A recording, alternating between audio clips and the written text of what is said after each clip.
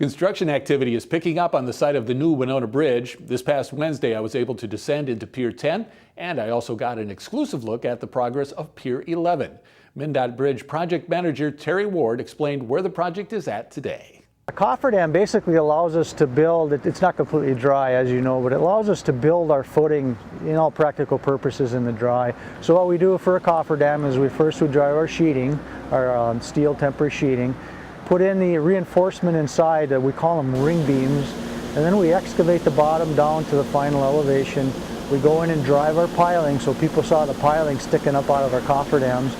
We make sure the bottom is all cleaned out.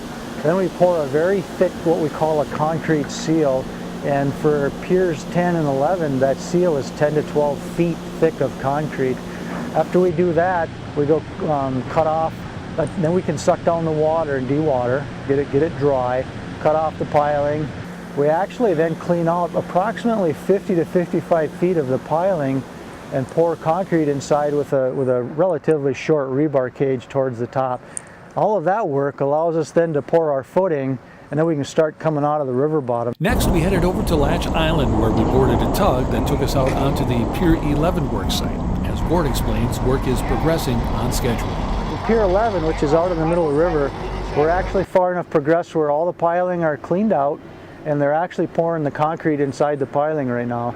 We maybe will finish that up in the next day or two, and then we'll switch gears and start forming up the pier with the rebar and everything, get that poured perhaps by late next week, and then after that cures, then we can start, coming up with our pier column. So the goal would be by mid to late March, if everything goes as planned, people will start to see at least two of the piers, 10 and 11, actually coming out up above the 100-year flood of the river. So if you look at the old bridge, you got a pretty solid mass of concrete at the base of the column there. We want to get up to about that, where that massive concrete elevation is on the old bridge by flooding time.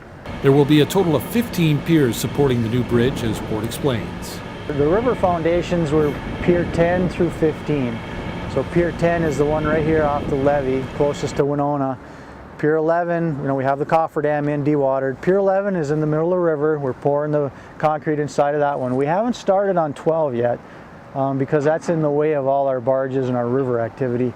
Pier 13 on the Latch Island side, Cofferdam is built. It's dewatered, the piling are in there, ready for the next clean out phase on 13. What you'll see on Latch Island now, we're actually starting the sheeting on Pier 14 for the Cofferdam there.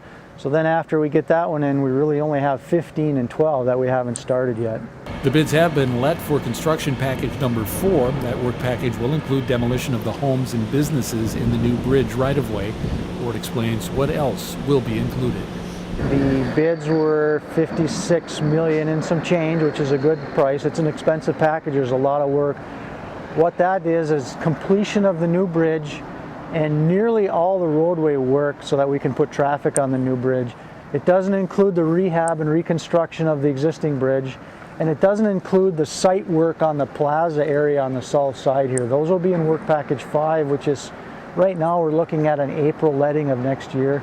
But we're real excited. Work pack 4 was let. If we can get the contract awarded and get that approved, we could actually start work on that in early March. Some of the first things the community will see will be the buildings being demoed or demolished.